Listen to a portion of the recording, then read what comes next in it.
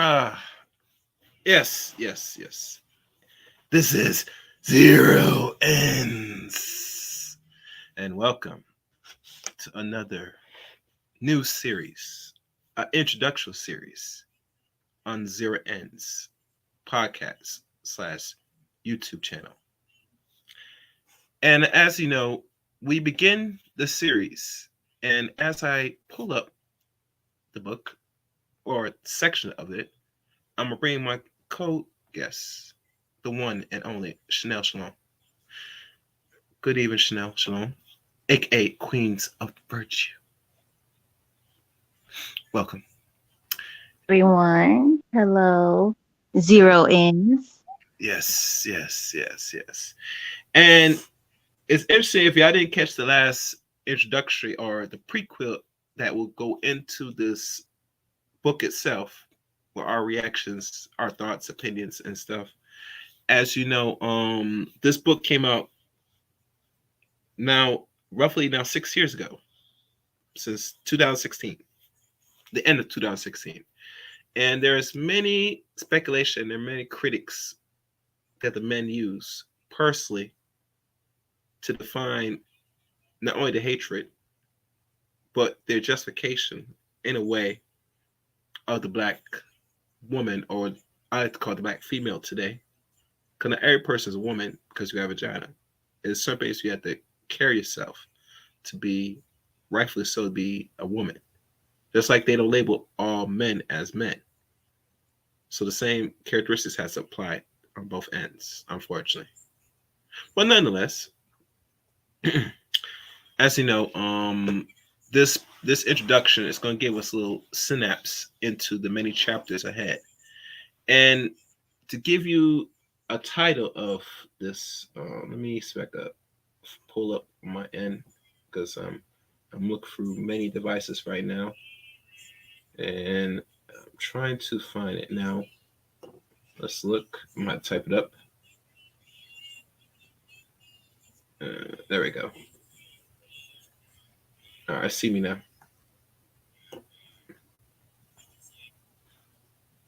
All right, the title for today's stream is "Black Woman." Did black women sell out in slavery? The introduction, or black women sold out in slavery. Now, as we go into this introduction, I hope y'all take notes and leave comments, thoughts, and reactions.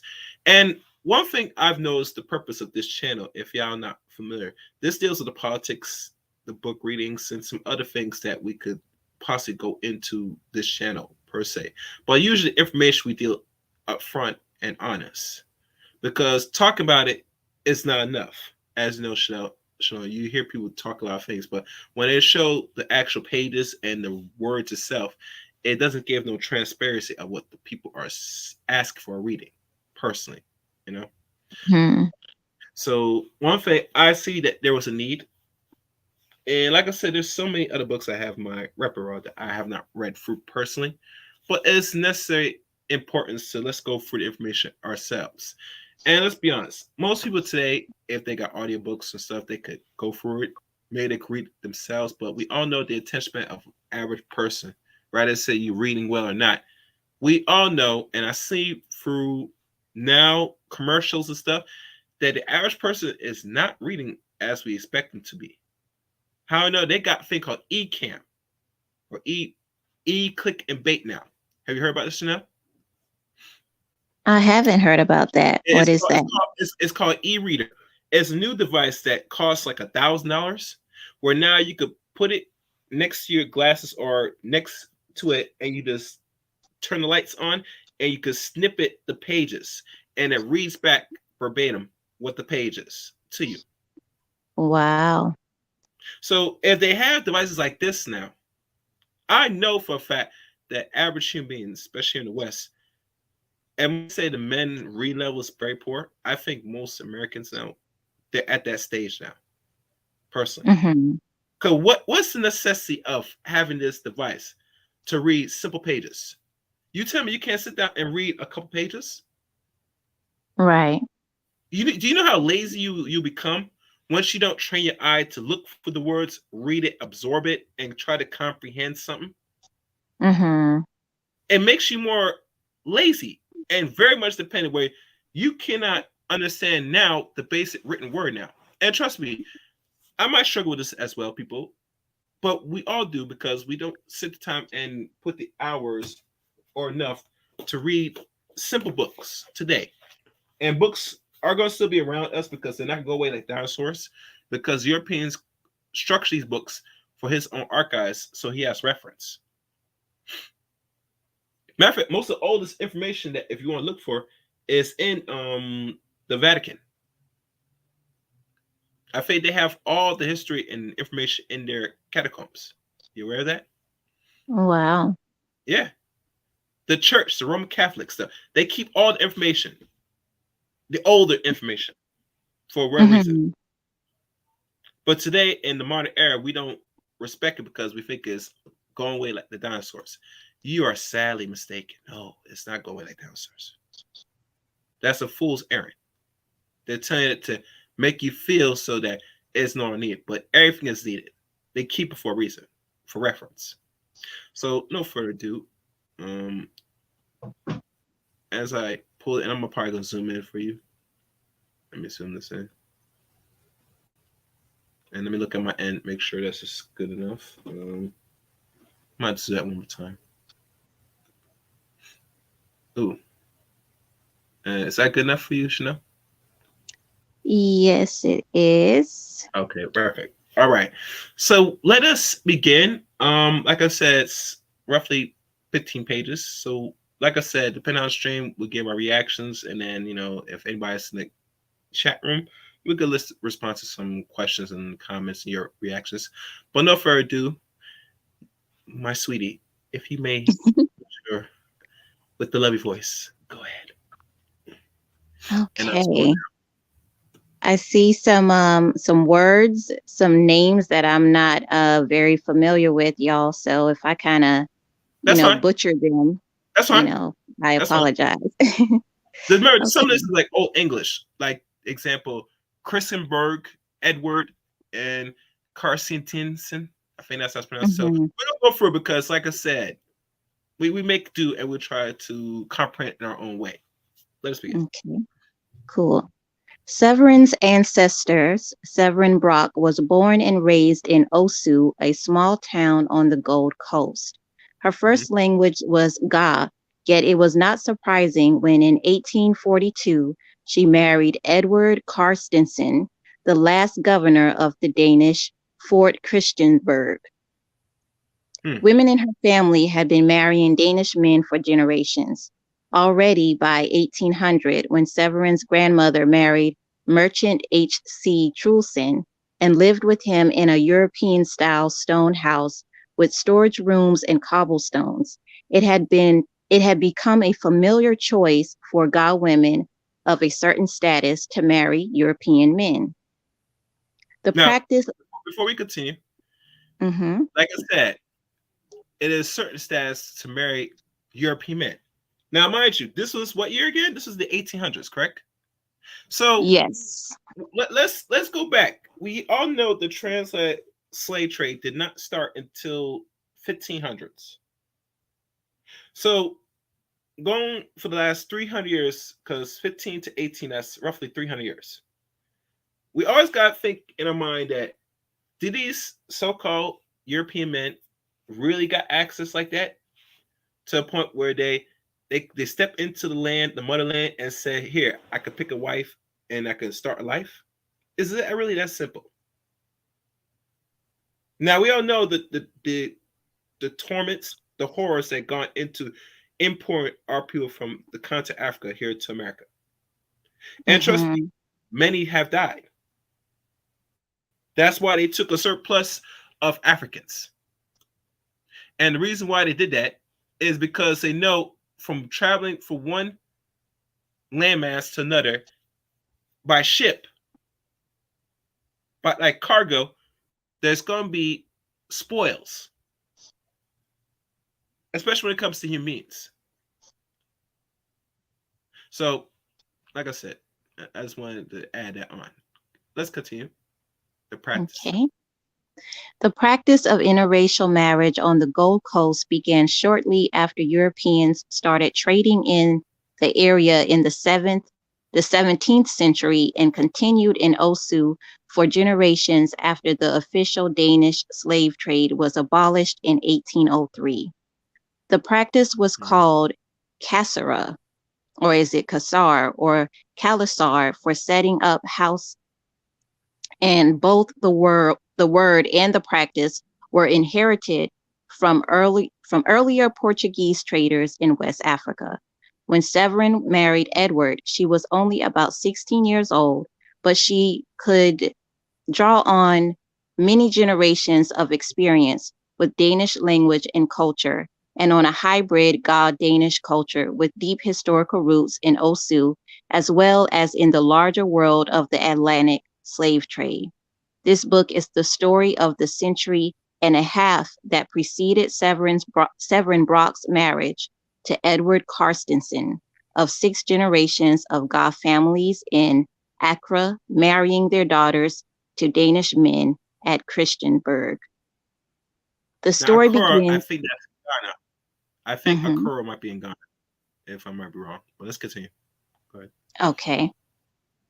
The story begins in the early 18th century when Christiansburg became the headquarters for the Danish slave trade in West Africa, continues over the course of the century, and ends in 1850 when the fort was sold to the British. It Mm. traces the changing it traces the changing power dynamics of the Atlantic world. It shows how the increasing strength of the European colonial system shaped individual lives and families of West African and European slave traders, and how the spatial organization and the material culture of these families shifted in a introduction toward the expectations and practices of the European husbands. Okay, I'm sorry. The Yeah, first European generation direction. Yep, European direction. All right, go ahead. Mhm. the first generations of God women who married Danish female relatives and children, but toward the end of the century, some God men continued to live in compounds in Osu with their mothers, sisters, other houses with their with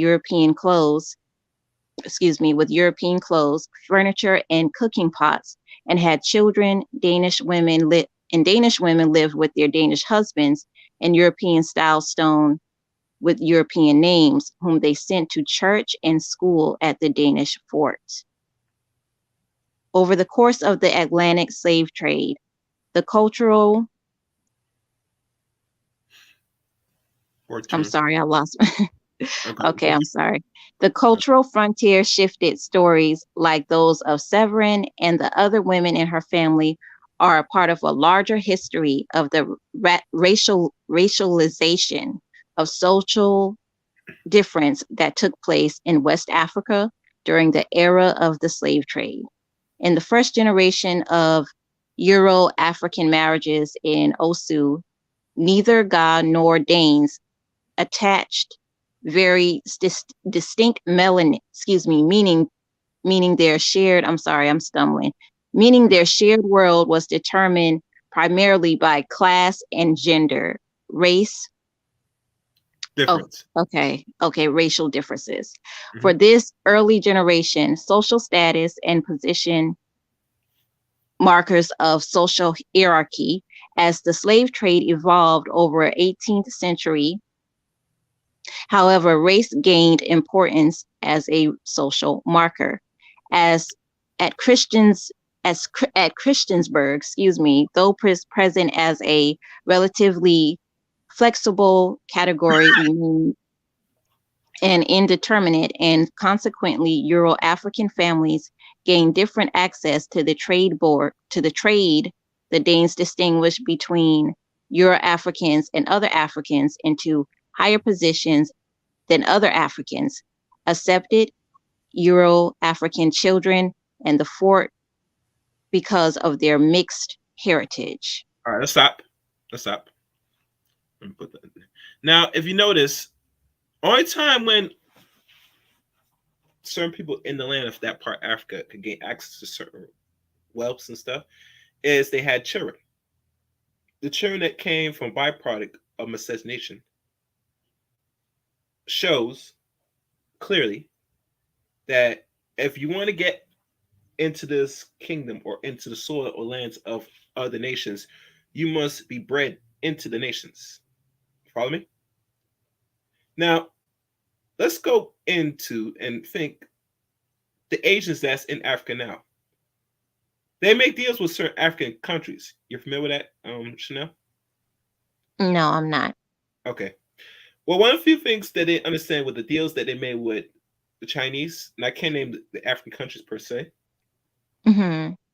is that they will give Africans a loan, their so-called money, and in return they get resources, i.e., gold, silver, copper, or things needed so they could excavate the soil and the mineral to bring back into their country to sell back to the world for so-called reasonable price. Mm-hmm. But here's the kicker: the people the money that they sent to Africans, they also had to send certain Asian people down there as well. Or who do people they send down there to get this resource and everything? Oh wait, Was it Africans? no, they send Asian men, Chinese men, Oh, oh wow. and you know that Asia, if you know, the population is over 1 billion people. Majority of Mm-hmm. those billions, there are more men than women. Mm-hmm. So they send their overabundant resource, which is the men, to go down there, excavate the soil, the raw materials, and bring back Mm-hmm. home to China. And also, in doing so, these Asian men are also having sex and procreating with African women, which there's Mm-hmm. a lot of African women in Africa. Which are you familiar with? Do you know Africa has more women than men?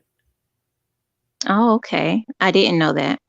So I always want to go back and have this thought. And mind you, guys, I'm looking back and forth, and I know most people might not get a chance to like the video. If you are here, please like the video, please. Um, one thing that's not been discussed is that personally, when there's an influx of certain gender, what happens in nature, you're gonna fight just to get that gender, or you might eventually perish, right? But it's different in regards to nature of men and women. Now here in the West, there's obviously more women than men, right? Same thing in um, the Caribbean, and I think also Mm-hmm. Africa. The only place that has more men than women are in India and certain parts of Asia. Wow. So it seems to me that they were playing eugenics, not what do they call not eugenics, what do they call selective breeding, meaning they were only selecting a few certain genders to have than the other. And the problem when you do that is you have an imbalance.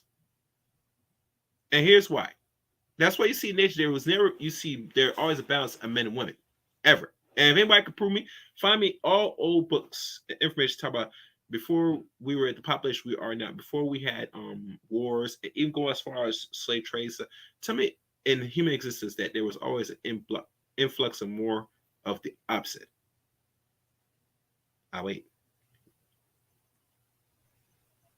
And the reason I'm mentioning this is because when you have more males than females, males, because we're more the aggressors, what do you think those males are gonna do?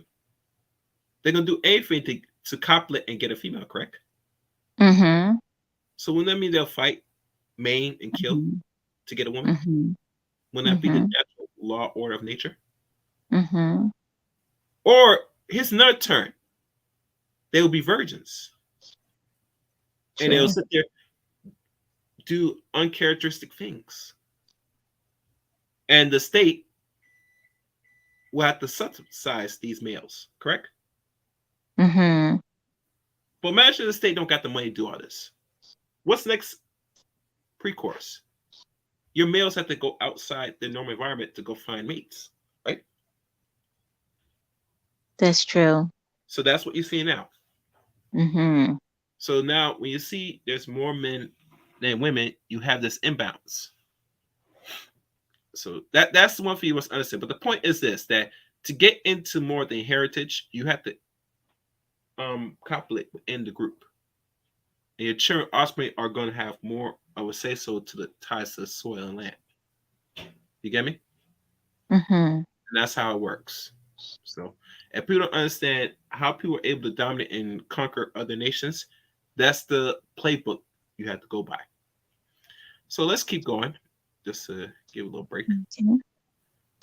The Danes hired Euro-Africans and adults into the Christian congregation and supported Euro-African children, and to some extent their mothers, from a special mulatto chest over generations.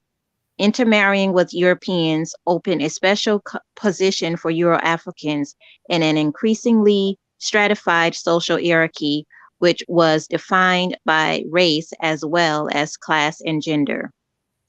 The local history of interracial marriage in Osu was particularly intense expression of a process that happened throughout the 18th century Atlantic world.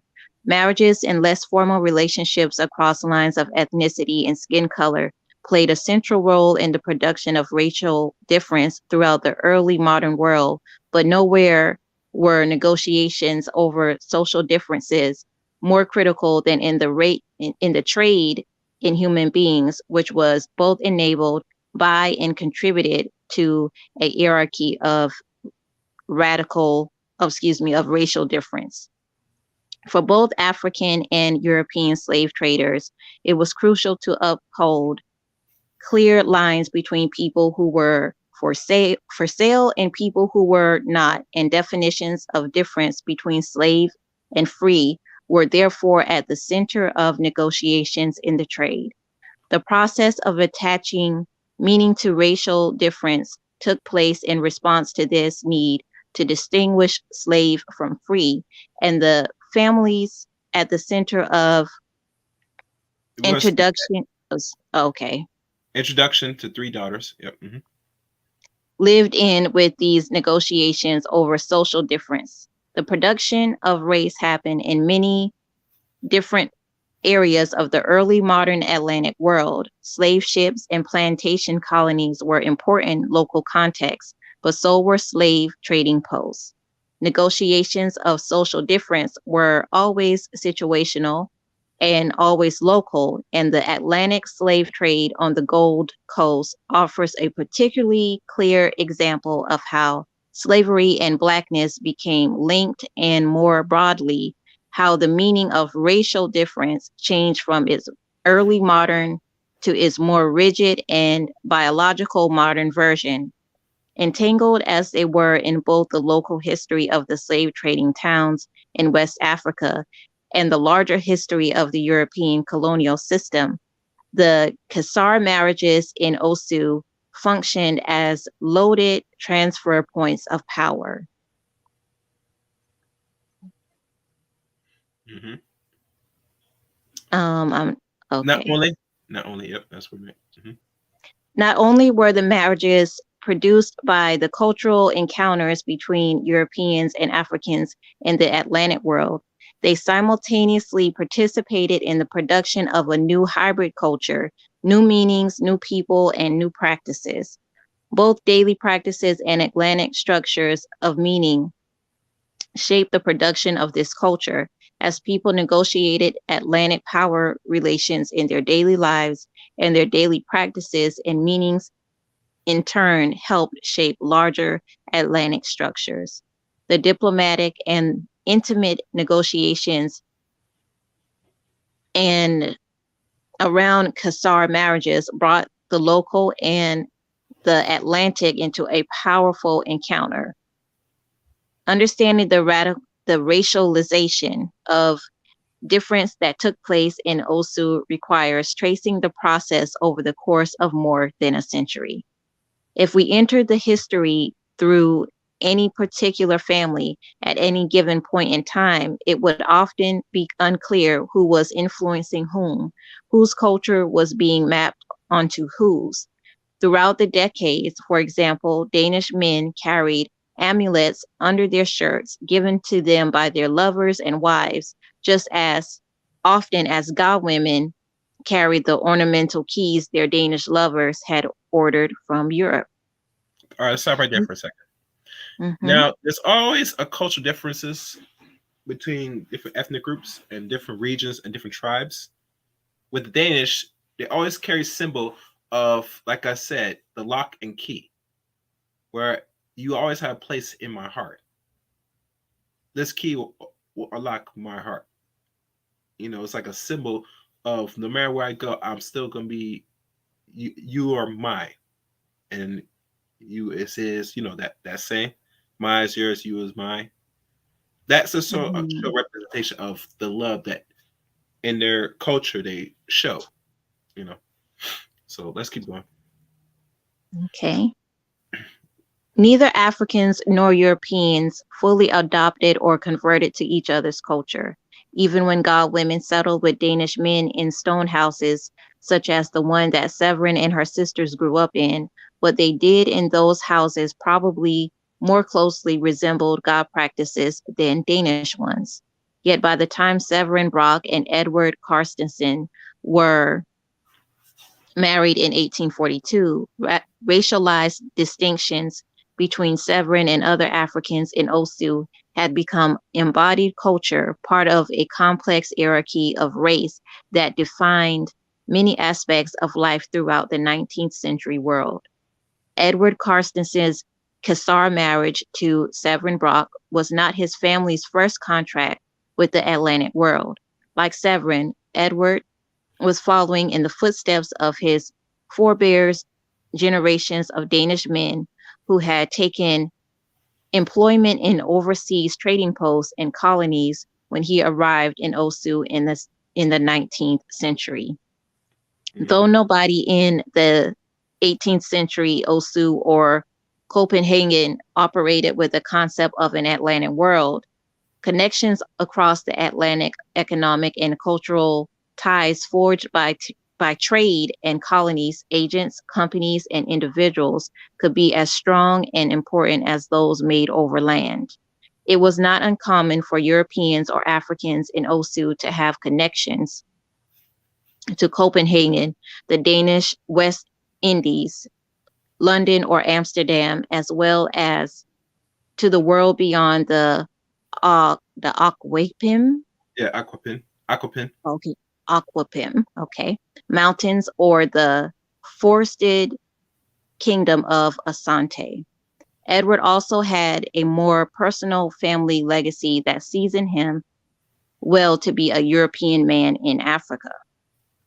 He had spent his childhood in Algiers, where his Father. father was consul general, and in his application to serve as an assistant at Christiansborg, he highlighted his early years to explain why he was more protected against climate than most others.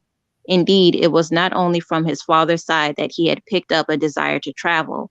His maternal grandfather had also served as a consul general in Algiers, which was where his parents met, and his maternal grandmother was born in the Danish West Indies. The overseas administration was an obvious career choice for Edward, though going to Africa was not his first choice. If he had been a more patient student and not ended up with a mediocre result on his law exam, he could have gone directly to a more desirable post in Iceland or the West Indies. Perhaps he could even have stayed in the administration in Denmark. As Mm-hmm. it was, he went to Africa. His friends ridiculed him for taking such an unimpressive position, but at least chances of promotion in Africa were very good if one made it through a term. When Edward arrived in Africa, he was 26 years old and ready for a romantic relationship. He had already been in love several times back in Copenhagen, and like many contemporary young European men was searching for romance as portrayed by Goethe in Dilaten, De Jungen Werther. I know I messed that up, but Let's see. that was Let's see the what best it's I could wait. Let me do. see. Let me see what it's called. Godin Inde Laden des Egen Worthen. I think that's how they pronounce it, but that's the best we could Okay. say right now. Yeah. As he wrote of his years as a law student in Copenhagen, I was introduced to be Le Beau Monde. I was in love and ready to be in love over and over again. He was not accustomed to seeking distraction from prostitutes. When he settled for the fort, he found it unbearable to think of living for years without a womanly heart near me. Instead, he was looking for a woman who could make a home for him on the coast. Conveniently, Edward was introduced to the practice of Cassar in his first days in Osu, while he was waiting to get his own room at the fort. Very, oh, I'm sorry. Yeah, very introduction. He stayed with a fellow assistant, Wolfing Okay, Josephine Wolfen, and Wolfen, okay. Euro African Kasarian wife, Sarah Mamo. All right, you continue. He also met Euro African women Okay. partnering, with Europeans all over Osu, as well in the nearby Dutch and English. One of the other Danes at Christianborg made fun of his haste to Cassar her, seems to have known what his options were when he met Severin. When trading posts in Accra, Cape Coast, and Elmina, not surprisingly, Edward replied, when Severin and I are married, you will be coming. I'm To sorry. Edward. All right. Let me do the Edward voice. When Severin and I are married, you will be coming to Edward Carsington and Severin Brox met at a party in Osu. Okay. After Then, that means dinner. yeah, if it Does did. that mean dinner? Yeah, Okay. After then, following day, Edward noted in his diary that Severin had been the only girl there was dancing, and the festivities lasted until 2 in the morning. The worth the worth paying attention to, and apparently Edward was not the only. I guess there was a word left out. Felt yeah. that way. The newly instated interim governor Bernard Johann Christian Wilkins, who had arrived in Africa at the same time as Edward Carstensen to smoke a cigar in a circle that can vaguely resemble a home. Um, I think it says a man who was also quick to inquire about her. Christensen wrote on June 5th, I only saw one girl worth paying attention to, Severin Brock. She left during Laterna Magica. When the gentleman would not leave her alone, she was a true exception to the rule. And this girl, only 14 years old, but almost full grown and very beautiful, caught many eyes. Wilkins let the mother, Carolyn Trulson, be asked how much she wanted for her daughter's virginity.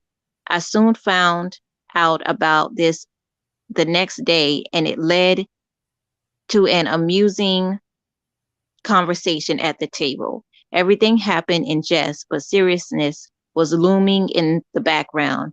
I said that if the mother agreed to a deal about the daughter's virginity, then I would immediately cassar the girl. Though Edward did not explicitly reveal which rule he was referring to, he indirectly revealed its substance. To him, Severin was exceptional because she was young and innocent. When he declared that he would cassar Severin, Governor Wilkins teased him and asked if he would also defend all other virgins on the coast, to which Edward replied that in his opinion, Wilkins could buy all the virginities he could he could get a hold of from the dancers at the party, adding in parentheses, they would they would be cheap, but that Severin Brock was too young and too innocent to corrupt. But this suggestion that Severin's innocence made her an exception, Edward implied that the rule was promiscuity, corruption, and guilt. He implied that the men at Christiansborg, to me, assumed African women in Osu were not innocent, that they were not worth marrying, and that their virginities were cheaply bought. By the time Edward and Severin met, this belief that African women were inferior not only to European men, but also to European women, had been circulating in the Atlantic world for centuries. It had been strengthened by the European colonial plantation system and the institution of racial slavery, and by generations of European men who had come to the Gold Coast specifically to buy and sell Africans. Even though Edward considered Severin an exception, the rule still lingered. Living with her would only resemble a home. Perhaps it was also this rule of racial difference that made Edward stand back from his proposal to Severin and place less emphasis on Severin's opinion than on her mother's. At least he did not mention having asked Severin what she wanted. Instead, he described the trading deal, as he called it, with Severin's mother as an exotic event, strange, foreign, perhaps even amusing. Presumably, this was not the way he would have described courting a Danish woman in the upper class social circles of Copenhagen to which he belonged. He may have thought of Severin as an exception to the rule of corruption, but he did not place her in a position equivalent to that of a European woman. Right. Severin Brock, That's right there. Now, mind you, she is an African woman, and there's distinctions between the white woman and the black woman, and the hierarchy. Now, we always know, I hear a lot from women that say your status is going to be much higher with the non-black men. I don't really agree or disagree with that, but here's this: even to him, back then, and times have not really changed much, Chanel. That back in history, back then, there's only certain pedestals in place you can go as a black person when intimating with another group of people, and there are limits. I still don't understand why black people still think that if I'm into bread with these people, if I'm a man, I got a non-black man, I'm going to get to a higher status. Same women, I'm with this man, I'm gonna get higher status. They don't look at you anything different from that pedestal. No race person really does, personally. So I'm not sure why black people have this illusion that you're going to do better by paper. No, you're not. No, you're not. They look at that man. Who he picks, either it's going to make or break him personally. That's why you see very few men in that group marry really out and find women of a darker hue or that's black, per se, portray as really, really black person. You get me? They might take another tribe. You get me? And that might be triple. There might be issues within that. But real true, when they talk about taking another racial group of person, they're not in the business of doing that. You know? And for the few pages that was read so far, and like I said, when y'all guys go back to replay, y'all could hear this for more clarity. That's not how it was back in the 19th or 18th century. There's rules in place for a reason. But anyway, let's continue. Severin Brock and Edward Carstenson's marriage belongs to the last chapter of a history in which generations of families on the Gold Coast married their daughters to European traders stationed in Africa and formed cross-cultural alliances in a complicated and competitive world of trade in human lives. During the slave trade, these Khazar marriages were central in establishing the cross-cultural connections that made trade possible. In that regard, the slave trade was no different than any other intercultural trading encounters in the early modern world. Whether Europeans were trading fur in North America, textiles in India, or gold and slaves in Africa, they gained access to local trading networks by marrying into local families. Such Mm-hmm. trading marriages became important social and political networks in the history of early modern European trade and colonial expansion. Indeed, both during and after the Atlantic slave trade, Euro African families often did much more than resemble homes for Danish and other European men stationed on the Gold Coast. Those families were key elements of the regional and global economies, essential means by which Europeans gained access to the knowledge. Could you scroll down a little for me? Let me go down. Go ahead, seconds. Let me knowledge. All right, go ahead. By which Europeans gained access to the knowledge and networks that underwrote the trade. When European men settled on the Gold Coast to work as assistants and soldiers at the slave trading headquarters of Christiansborg, they needed about they needed about overcoming malaria and other tropical diseases. It also involved a African family. Oh, I'm Yeah, sorry, yeah, it's African family another could be crucial. Yep. survival, physical and mental, to was not just the help they could get adjusting to new circumstances, marrying to a, I guess, complicated transition to very different physical, cultural, and political terrain.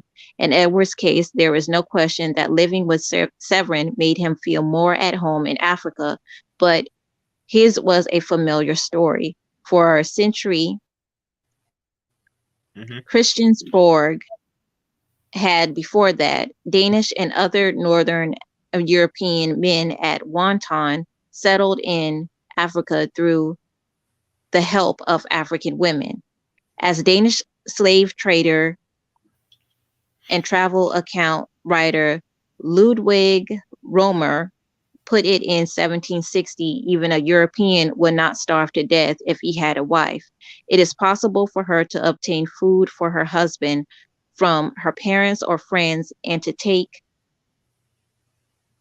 when her husband receives his salary that they are repaid, although not very much and at a lower price than a foreigner could purchase the food.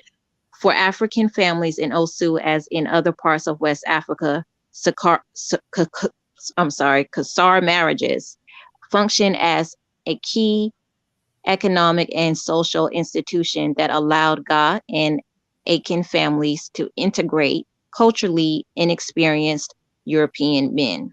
All right, pause. Pause. Now it's a Khan family. Oh, thank you. Um, One here that came here. If we scroll up, it says here the question of living the Saran made him feel more at home in Africa, but his was a familiar story. For a century, the Karlsenburg had before that Danish and other Northern European men at one time settled in Africa through the help of African women. Now, mind you, as we go further into other chapters, we're going to see if these things add up by Miss Pence. Little digging up history. You get me? And I always want the biggest question that comes to mind that if these women were helping these so-called white men back in the 1800s, maybe 1700s, it makes me wonder how did or what the men did to allow other foreigners come into their land to engage in trade and negotiations. Because women just don't come out their nature to help anybody. Now we know black people are giving love people, which is our weakness, correct? Mm-hmm. So it makes me even question that, saying that is it really solely women why you have to be put in captivity and slavery? Was that really that Mm-hmm. easy? Now, mind you, I'm not sure if any other woman history has shown display of this, but to find that when books are written about us, we always gotta keep a level minded and an eyebrow when your oppressor writes books about you, whether it is true or not. Because now, when you look at the information now, Chanel, we take this information that the Europeans write about us, we now use it as weapon towards us. Correct? Mhm. Mhm. The women will use against the men, and the men will find these type of books and use against them. And it's a constant, endless tug and war between the sexes. So be careful, people. Just be careful. Let's continue. The Qasar marriages were an official recognition of a relationship allowing Ga and Akan women, Akan families to ensure that the children would belong to the African family. As in so many other societies, alliances followed lines of kinship and family on the Gold Coast, and when European traders settled on the coast, they were integrated as kin. The Qasar practice, like most encounters between Europeans and Africans in the early modern period in West Africa, was therefore developed in and shaped by the needs and dynamics of intercultural trade and only indirectly affected by the colonial power structures of the Atlantic world. The slave trading posts in the Gold Coast were not colonial societies. None of the European trading posts in West Africa were. Concurrently, the dynamics of interracial marriage in Osu and other West African slave trading towns also differed quite a lot from those in plantation colonies of the period. In European colonies, interracial marriage was a threat to European control and was therefore prohibited and policed, particularly in plantation colonies based on racial slavery, where interracial marriage was directly subversive to strict societal order. Hmm. And interracial relationships were unofficial at best, tolerated, and directly many colonies bedded in the colonial power hierarchy. If and when a European trading post developed into a colony, interracial marriages were often one of the first forms of interracial contact to be forbidden. When Mm-hmm. European colonization to social regulation, the Mm-hmm. space for interracial marriage diminished accordingly. How long into the 19th century, the early modern practice of interracial marriage continued as an official institution, therefore depended on the efficiency and extent of European colonization. None of the interracial marriage institutions and trading posts continued into the 20th century. The Qasar practice lasted at least 3 centuries on the Gold Coast, assuming different forms in different locales. Portuguese traders were the first Europeans to marry into West African families in the late 15th and early 16th centuries, when the English, Dutch, and Danish traders settled on the Gold Coast in the 17th century. They adopted the Portuguese words along with the practice itself. In the Danish case, Qasar persisted. Can you scroll up just a little, please? All right.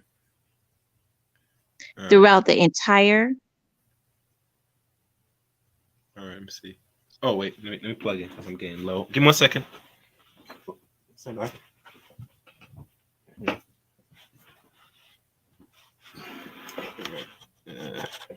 Where's my charger? All right. Okay. Let me reread some. When the English, Dutch, and Danish traders settled on the Gold Coast in the 17th century, they adopted the Portuguese word along with the practice itself. In the Danish case, Kasar persist throughout the entire period of Danish trade on the coast. There are references to Danish men casaring African women as early as if 1680 in Fitu at the first Danish headquarters, Furstenberg. By the 1780s, Fort Surgun and travel writer Paul inserted claims that finding an African woman to Kasarians was often the first thing a man thought of when he got to the coast. Kasaras was just a common between Akan and Fata women and European employees at the Dutch and English trade posts in Accra, Cape Coast, and Almeida. Of interracial marriage on the Gold Coast resemble Lasso African marriage in the other parts of West Africa in much more than names. As I in the Los O African cases, women on the Gold Coast not only help their European husbands survive and resettle in Africa, they also help them as translators, culture ambassadors, and trade partners. The wealthiest of these women owned slaves, European style house, fortunes, and furniture, and gold and silver, and they had both power influence in the coastal communities. Let's pause right there. Now we all know once you are a captive, a slave, you're somebody's property. Correct, Chanel? Chanel? So these women that work with European men, marry and all stuff, of course they're gonna play a role to further whatever agendas they have, right? Mm-hmm. And that is the fruit, or let's say the booty of war, which we're not sure what war is because this is just the introduction of it to give you a template of what is the playing field of the whole book that will lead to every chapter that's going to explain more detail of these things. Now, knowing this, now, and I want people to understand this. When people read this and know this, especially men that have not a clear mind and open mind, they're going to take this information, the first introduction, and say, see, these women played in our demise, so they hit us up. No, no, no, no, no. Stop, stop, stop. That's just the introduction. You're not going into deep information itself, which I highlight in this book. I only gone through the first chapter, and it's telling me some things that have to raise eyebrows. Mm-hmm. I'm asking questions right now of how these European men were able to get so deep into certain parts of the East West Coast of Africa. Because last time I checked, I don't know if Africa is still run as a matriarchy. Last time I checked, do you? I've been hearing that it's patriarchal. So how is women able to help facilitate your so-called oppressors food, even translate and give them children to the point where now they up here are reaping the rewards of enslaving your black ass and your children and other women. Mm-hmm. I'll wait. Mm-hmm. But we're almost done. Let's keep going. I'll let you continue. The frequently marriage. That's where we're at. They frequently married several European men in succession, and when their husbands died or left Africa, they inherited property and slaves. Their children had European names, but were brought up by African families, and from early on, a pattern formed wherein it was primarily Euro-African women who married European traders. One factor that varied in different parts of West Africa was whether European traders were Khazar daughters or free African women or enslaved African women. In Osu, it was customary to Khazar free Ga women, whereas in other trading posts in West Africa and on the Gold Coast, it was as common, if not more so, for European men to Khazar enslaved women. In his first work on Euro-African marriages in Senegambia, historian George Brooks introduction. Okay, I'm sorry. European traders mm-hmm. has found that there was a difference between how stratified and patrilineal societies north of the Gambia River and the acephalous and matrilineal societies south of the Gambia approach marriages, while the former groups mostly married daughters of enslaved women to the traders. The latter also married daughters of free women to European traders. This pattern does not quite correlate with the Ga case, since the Gabi, the 17th century, when the European traders settled in Osu. It should not. It it should Not maybe it's where Parchelinian and at least okay. to some extent are raised socially stratifying by what they call best difference in extraordinary by surprising.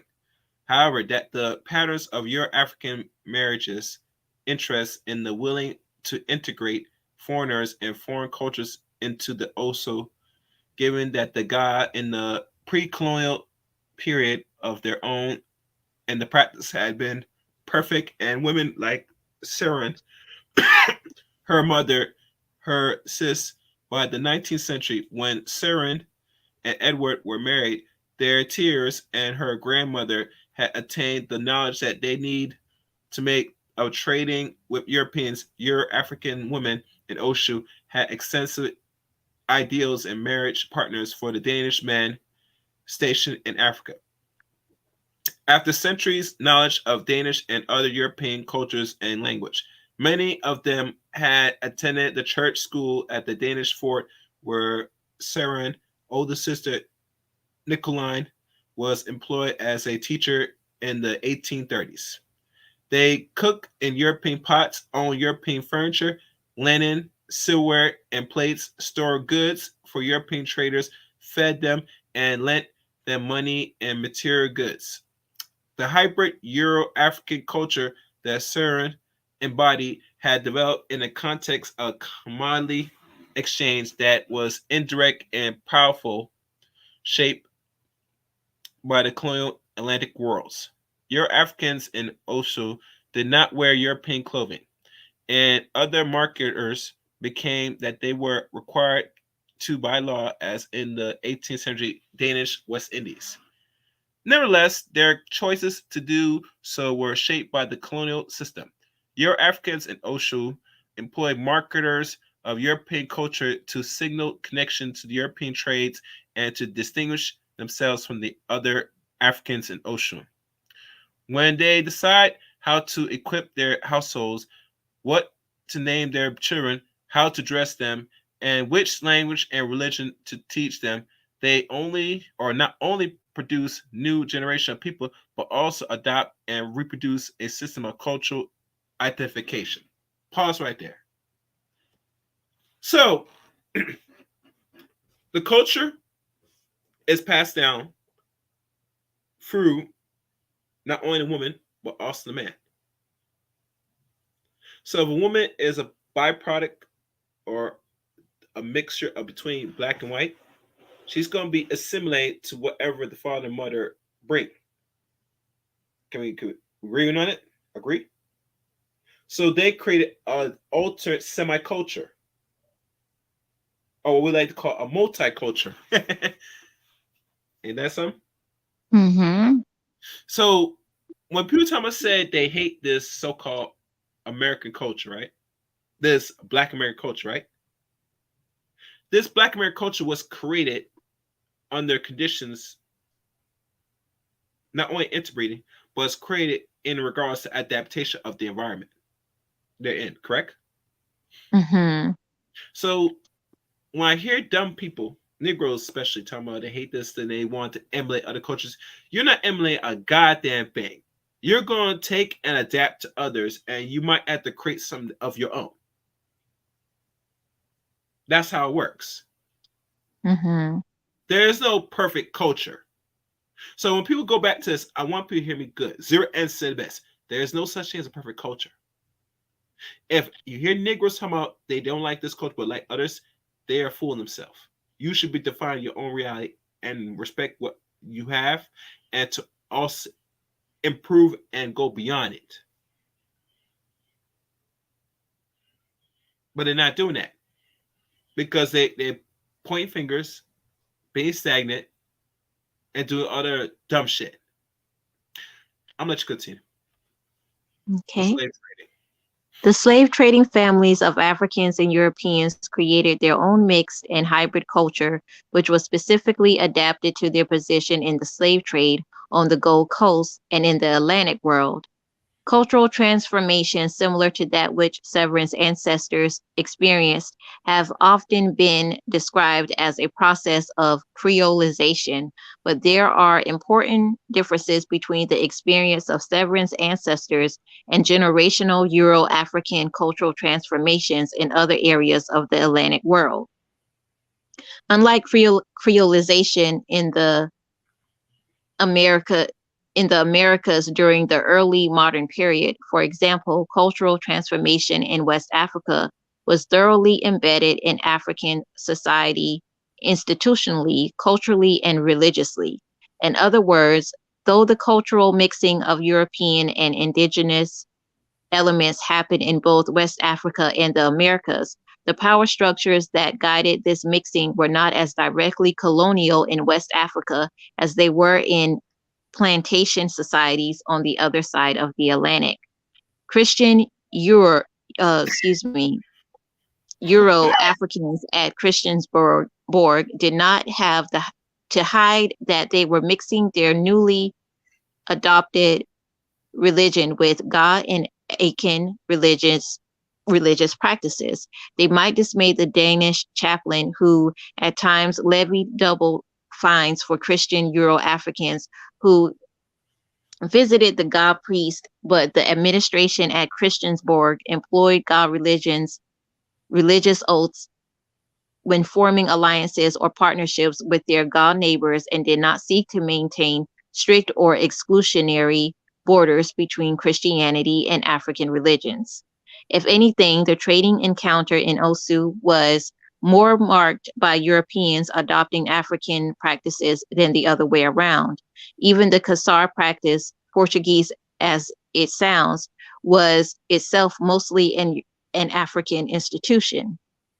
Official recognition of the unions between African women and European men allowed African families to fully integrate children born to the couple, which was particularly important if and when the European man left or died. Like other people living on the West African coast, the Ga in Osu were important facilitators in adopting both the long distance trade and the Kasar practice. The production of a hybrid Euro African culture in Osu should be seen in the light of this flexibility. When Euro Africans distinguished themselves from others in Osu by way of European markers or of material, culture and religion, they were not adopting European identities or becoming European in any sense of the word. Their Pause. position. So, from what is said here, and I'll reread it again, the production of the hybrid Euro Africans culture in Osho should be seen in the light of the flexibility. When Euro Africans distinguish themselves from other in Osho by way of European markers or material cultures and religion, they were not adopting European identities or become European in any sense of the word. Now, mind you, question be asked: what generation is this mixture? Is it first time admixture between black and white, and the kids come out mixed, and they either procreate with white or black, or is the other way they mix with other mixed children? Because the question be asked is there's a set of European men interbreeding with the African women in certain parts of the West Coast or the Gold Coast, Africa, correct? So we have Mhm, to always ask this. Usually, when you interbreed, either you're going to take more of this side or this side. And from what is said so far, it looks to me at that time they were taking more. They were still holding on to certain African things and not really mhm, falling recepting to the European identities. mhm, But you gotta understand when you interbreed and intermix, and not just you're changing in. mixing your genetic marker, you also bring in spiritual tides, people that's coming from other cultures. Meaning that a person, when he transitions, either they transition to heaven if they believe in that, or they transition to hell if they believe that. The other elements, they could be also be earthbound. You might not know about this, right, Chanel? I don't. Remember the movie, and you probably remember this because you were a girl and I was a boy at the time. Called the movie called The Frighteners I don't think I ever seen by Jamie Foxx. I mean, is it Jamie Foxx? Um, uh, yeah, I think it's the dude. He played as a regular. I don't know if he's an investigator or something, and he noticed that there were certain people's spirits that he could see, right? it. And, Mm-hmm. no, Michael J. Fox. My fault. Him. Yes.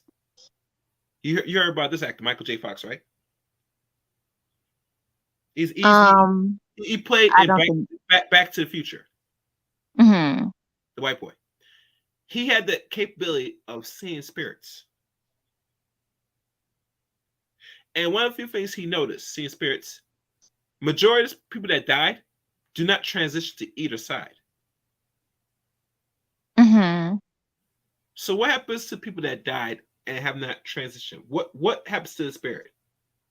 It remains earthbound until Mm-hmm. a certain century or time they are put into another shell. Now, what I'm talking right now to most people that's not familiar, this is spookism to a lot of Negroes and non blacks. But you don't really think about how people. You always hear stories of people could see people, spirits, right? And Mm-hmm. we never ask, how is it possible people either dream see it or they actually see people walking by? I'll tell you why, because some people do not transition to either side. They are earthbound. Wow. That's something that's not been talked about in the so-called spiritual practice. You have to go through certain African texts and certain people that are spiritually connected tell you that shit. And maybe a book might talk about this, but you have to look for certain books to find information about what. Because people don't understand what happens after this physical body. Besides the Bible tells you this shit, but it don't tell you this type of shit. So, in saying so, there could be people that are spirits of the father side or the mother side could come back into a shell of a mixed body Wow. that could feel more receptive to one side than the other. That is a highly possibility, but that's something we never think about or meditate on because we think so once you die, you're going to go straight to heaven or hell. But we don't talk about the middle. Mm-hmm. Anyway, where was I? Okay, all right. I'll read this. Their positions was always a hybrid, and it was the hybrid nature of the position that made it powerful. The successful Euro-African traders in history did not inhibit a space in between two cultures, but rather were fully grounded in both. And you can't be ground both because either you're one side or the other. Now, if they tell you that if you're mixed, you mostly dependent on the one drop rule, which we all know has been a creation for purpose, political purpose, and separation of the races, because and also for financial gain. They create that for a reason. They're not gonna say because you have one white parent and you have one non-white parent that you come over here. No, they will push you over here. That's why you're never gonna see them really.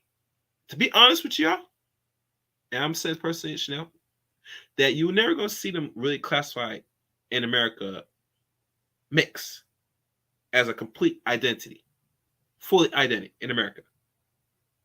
You get me? Yes.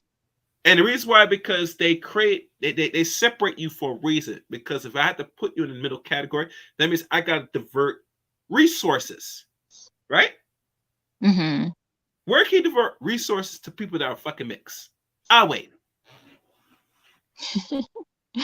Black people. Yeah, but you can't divert that to black people. Because black people they give certain incentives, but they're not good Mhm. incentives. You hear about the Mhm. fucking welfare and all that shit these Negroes be talking about, right? And to me, Mhm. honestly, that's not really a good incentive, personally, if you qualify for it. Mhm.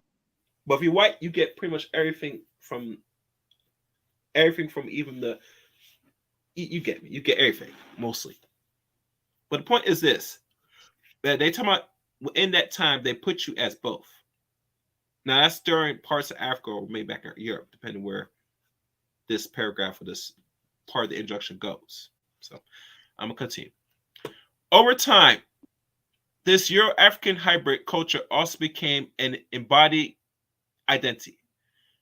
The well-studied Loso African examples from Cape Verdes and Senegal, Gambia suggest that the members of similar West African Euro-African cultures' introduction to African identities were presented until the 19th century, which really is 1800s. And even history centuries, the Gold Coast historians had not argued that such distinct Euro share a sense of distinct identities as early as the 17th and 18th um, of African writers about the 19th century have been careful to stress themselves as Euro Africans to both Europeans and Africans. But this does families and Oshu employ European names and material culture to fluidity and Euro African identities on the Gold Coast. Likewise, Euro African was a key feature of their hybrid culture, but like all cultures, this hybrid does not mean that they were no longer culturally African. This self presentation was loosely bound and only rationally cohort by the 25 open Cape Tay dispute to the central roles that they play in Atlantic slave trade. The families at the center of this story had not previously been central into historical graph.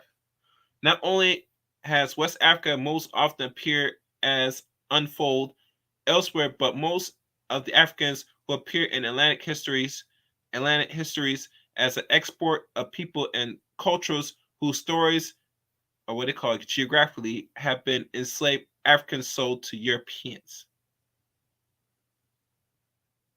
Or geography, so enslaved Africans sold to Europeans. A few have been African escaped from slavery in the Americans or traveling to Atlanta world, and even smaller numbers have been male African traders on the West African coast. Given the complicated story presented by slave traders and their families, it is perhaps not surprised that they have been absent from the literature.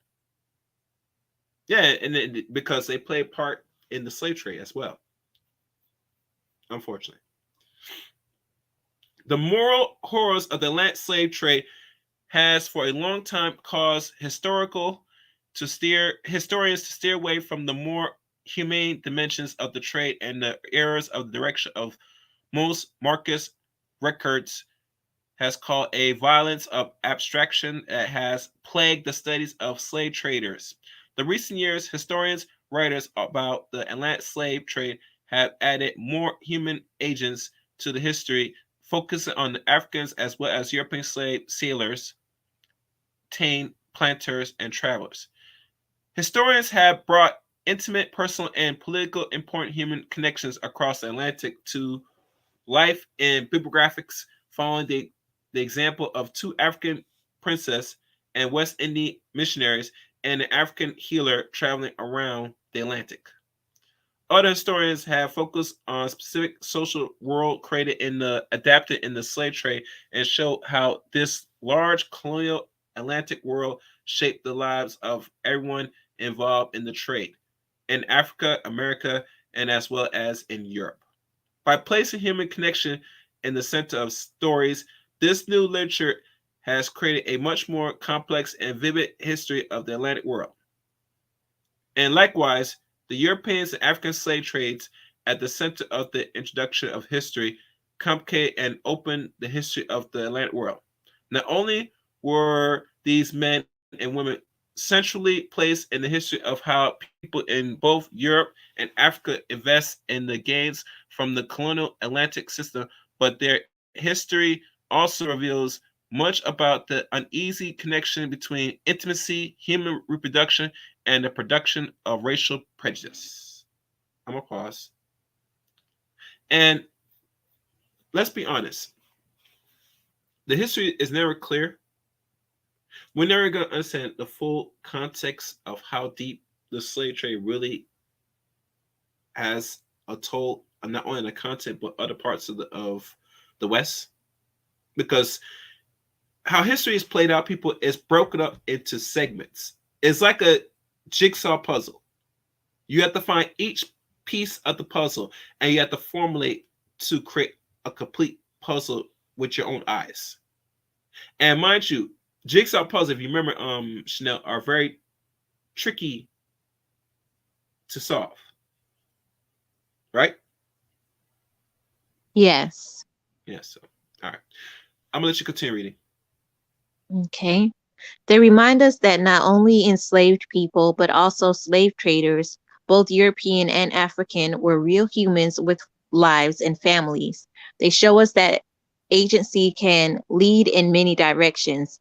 As we get closer to the people who lived in the Atlantic colonial system, they no longer appear simply as captives or captors, but become full human beings with all their capability for survival, greed, and complicated kindness towards some and not others.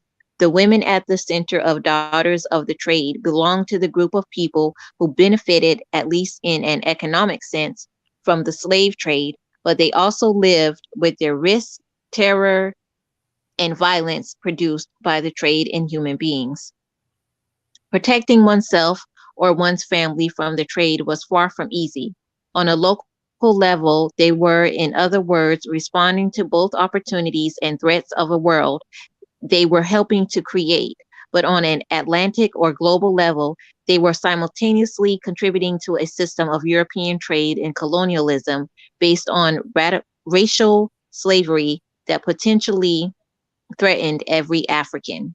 Severin Brock's ancestors had been benefited from the Atlantic slave trade, but they had also helped strengthen the racial discourse that Edward Carstensen and his contemporaries brought with them to Osu.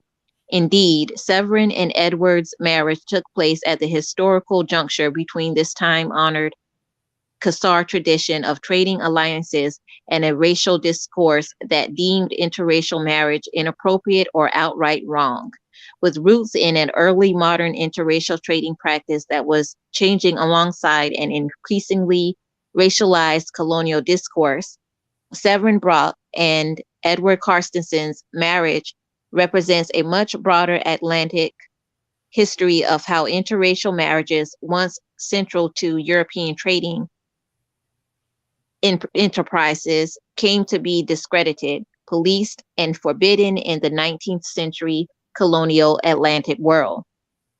With each generation of Atlantic slave trading, the racialization of slavery made it increasingly clear that even the wealthiest and most powerful Euro Africans were nonetheless Africans and that their skin color also made them questionable marriage partners.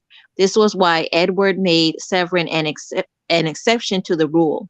In 1942, it was far from certain that Severin was an appropriate marriage partner for Edward. In fact, an increasingly 1842, actually. 18. Oh, I'm sorry. In fact, an increasingly rigid discourse of racial prejudice argued otherwise. Racial difference meant that, in spite of their Danish names, Severin and her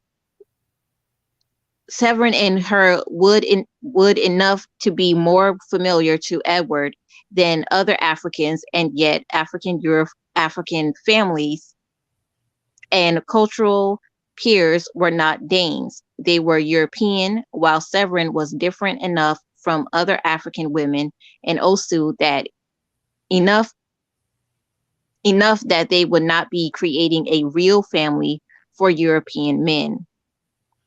Edward would allow himself to fall in love with her. Their life together only vaguely resemble a home, mentioned Severin. Despite his expressions of being in love with Severin, this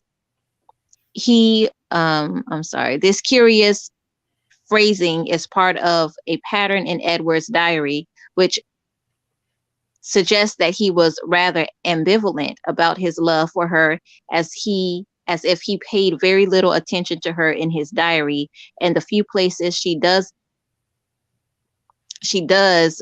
uh example, he wrote a detached account, placing himself at a safe distance from what was not quite sure that it was appropriate on the day of his wedding for the event.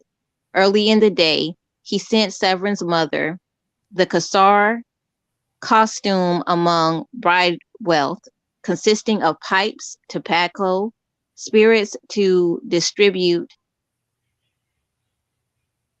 family and friends to announce the connection to Severin. He sent a trunk filled with silk clothes, scarves, stockings, and shoes. Then he had lunch with a friend, and at 3 o'clock he sent his valet to the bride's house to call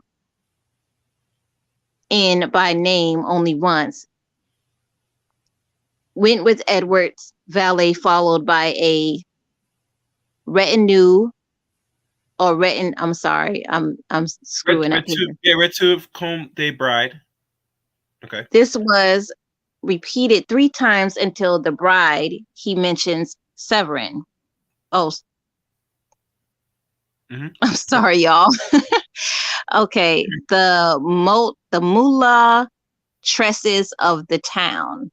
After a little while, the bride home for a few hours, but she returned later in the evening with a smaller following of mullatresses who left her with Edward. They spent the night together, but in the morning she returned to her mother's house.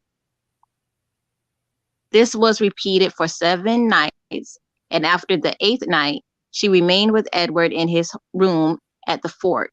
Edward's account of his wedding took on a personal tone only when he described how the neighboring English governor played practical jokes on him, like leaving a drunk rooster in the hall in front of Edward's bedroom on the first of the eight wedding nights. Otherwise, it seems as if Edward, rather than describing his own wedding, was taking notes for a later ethnographic account. In general, there are very few references to his private life in his diary, but he did describe dinner parties and relationships with friends without making any references to Severin. After he detached after the detached account of their wedding day, he mentions her only a few times over the following year and a half. Months after the wedding, he noted that she gave I'm sorry, I think a word was skipped, but I was just trying to figure out what it was. She gave him medicine when he was ill, but then in September 1943, I'm 18. sorry, 1843, when No. Severin died, Edward reported her sudden illness and death in a strange little gave parenthesis. Up in the evening was the ash. This is more than a beer. Mm-hmm. Yep. And they Took took my hat and Pat Cyril. for the uh, uh I'm sorry. Let me look at. Hold on. Let me see what it says. Okay. It took my hat and for Patty Sever, well again to have in two in the came home at and what what to cope with the grid was seeking to bracket contains or suppress his response to her Chimor brandy. It may have been not and how it has been needed to conceal, but their whole life together to be has one Amelia and cow and another of Cape was not to haste the history, but to easily of Woodlock and all of the deeds of the enable that she workforce and the work of Copenhagen had become heavily and direct urge during the two work were also in Kasura, and Sarah Day described in the day of how it no longer felt home on the coast, how he isolate began orienting himself towards Copran, and he describes an allocation for other Europeans and coastmen who had men who have been there longer than their home in Lake Tron. People anywhere, their emotions are called out and fallen to the level of those Negris and Métis or Maltas and Stedon among being that of the complete strange and appear no longer resemble of home for Roland. Once the exceptions Saran has gone all African and ambivalently about the religion for Sevron and their other life together should be seen in light of the pursuit of 19th century racialized discourse of culture and social distance between Osa and Copenhagen and conclusions between the local work as shown in the large world of Atlantic colonial system. Let me go down. Okay, colonial system. Man, I lost where was I? Okay. Oh, we're almost done. On the Gold Coast of Kasar, marriage were times honored and tradition by Severin belonged to the Seldaliara El Itra African traders who had intermarriage with Burn men for centuries. In this local world, class of Europeanization had diminished through hardly erased the importance of race and enhanced between Europeans and Atlantic Africans. Beward Beware of descriptions of this meeting of Severon and how he fell in love with her was shaped by the local traditions in which interracial marriage was not only possible but common now where did the suggestion that Severon's color made her inappropriate as a moral partner or as an object of intermarriage introduction phrase of male love. You can read these last sections. Okay. In the broader Atlantic world, on the other hand, interracial marriages were increasingly vilified. Racial difference was other social hierarchies. Terms of biology and differences between white and black overshadowed the local tradition of interracial marriage on the Gold Coast, and the production of racial differences had never actually been separate. Indeed, the caste and local practice of slave trading met as Euro-African families claimed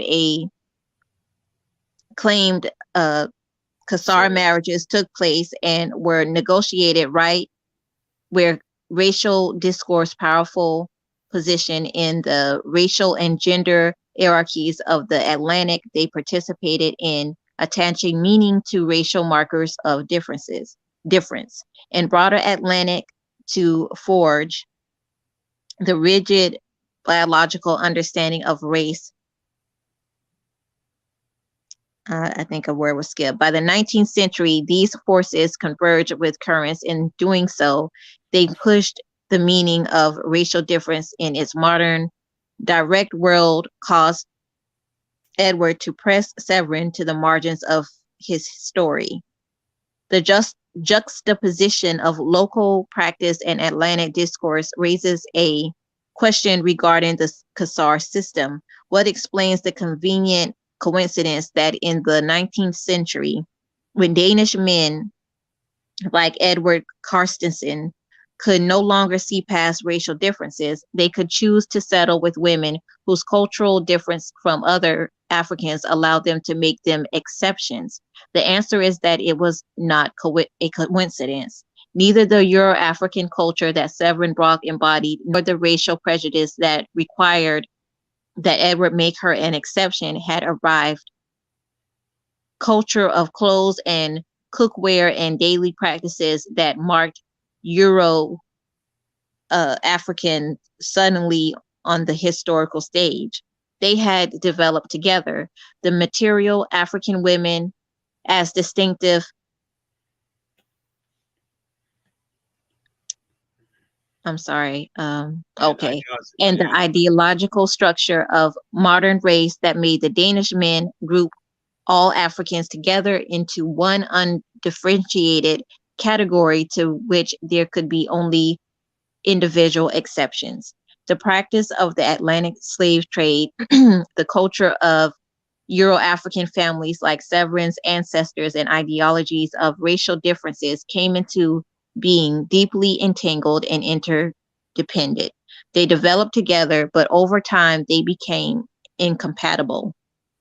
As racial hierarchies hardened in the Atlantic world in the 19th century, interracial marriage became a contradiction, and in 1842, as the Danes prepared to leave Africa, it is not surprising that this discrepancy between the local traditions in Osu and what race meant in the larger Atlantic world caused Edward to be ambivalent about his relationship with Severin. Perhaps it was not only private grief then, but also this awareness of what racial difference meant that caused Edward to place Severin in that strange little parentheses. Earlier in the history of interracial marriage in Osu, she would not have been an easy to bracket off. During the slave trade, European men not only depended on African women to survive, but also traded with them. African women were active members of the slave trading community and therefore appear relatively often in the limited and often inaccessible sources from the 18th century. But in the richer sources for the 19th century, Severin's day, her presence does not increase proportionally. The Khazar marriages had all but lost their practical purpose. Interracial marriage was being policed and argued against in Europe and in America, and Edward Carstensen all but erased Severin's presence. If only she had written her own version of the story. This book is not her story, but it draws us closer to it and to her and her ancestors than we have been before. And that's the end of that chapter. And let me where am I? There we go. Yes, very lengthy. And I tell people many times, this will get better as we go through chapter by chapter. As you know, the language, even in this book, some they use some old documents, some old a lot of things that was left in history that Miss what's her name Pernelli found and dig up about this. And I think this is one of the few books of this kind that reveals the history about the daughters, meaning the African women's part in the slave trade. Um, and I want people to understand when you follow this channel and we go through each chapter in this book and many other books to come, is I want you to have a clear, understand, open mind of things. Do not take things verbatim. There's always intentions and agendas when people write certain books about us in history. Um, I think one thing to know that it's good to know how the black woman plays a part in the slave trade. We all know about Queen Nzinga. She during that same time in the 1600s, I think she's from Angola, fought hard the Spaniards to get to stop them taking the African people, men and children, women and children. But that's only one part of history. But they don't talk about the other parts of Africa that participate in slave trade. I think the purpose, even going through this information, is to open your eyes to have more better perspective. And I'm not in the proponent of saying that this is the reason why we are by our own group of people, especially our women or men. But I want to have a clear, open mind of the history as is and get a more understanding and respect of it. So that way we know the players and know saying what now to do. So that's why I want people to take off of this these chapters we're going through. This is good. This is only the beginning. How you feel so far, Chanel, after going through this information? Sounds like this is an interesting book. Mm-hmm. Mm-hmm. I'm looking forward to it. Okay. Excellent. Excellent. Hmm. All right. All right. You have any closing remarks? No, I don't think so. All right. Excellent. Excellent. All right, guys. Be on lookout for the next live stream. Continue part of this. We're going to deal with chapter one, first half of chapter one, not the full chapter. We're going to segment this so we make it more digestible. And like I said, it will get better as we go forward into it. All right. So, like always, this is Zero Ends channel, and be on the lookout for the next chapter. Oh, make sure you like this stream, you share this stream, and you subscribe to Zero Ends or Zero Ends channel. Trust me, you won't regret it. And be anticipating for I'm probably gonna put some uploads on the Zero Ends channel. All right. Until next time, take care, people, and good night.